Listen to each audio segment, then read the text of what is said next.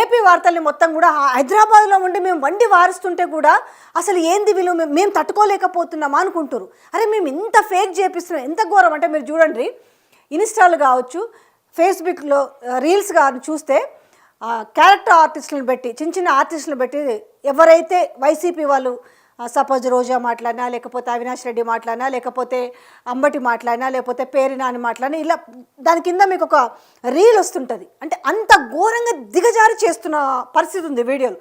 కానీ వీళ్ళు దాన్ని ఒప్పుకోరు కదా. వీళ్ళు నిజం చెప్తున్న దాన్ని తట్టుకోలేక రోతపు రాతలు మొత్తం కూడా ఫేక్ వీడియోలు క్రియేట్ చేసి చెప్తున్నారు అనేసి పాప ఆయన బాధనంతా కూడా వ్యక్తం చేసిండు. అంటే ఇక్కడ అర్థం ఏమైంది, అరే మీరు మొన్నటి వరకు కూడా ఒకటేనబ్బా 11 సీట్లే వచ్చినాయి అని ఇంత ఎద్దేవా చేస్తున్న సమయంలో ఆయన పోస్టుల్ని, ఆయన రాతల్ని పట్టించుకోవాల్సిన అవసరం కూడా లేదు కదా. అసలు సాక్షి అనేది ఒక పత్రికనా, దాన్ని ఎవడు పట్టించుకుంటాడో అన్నారు.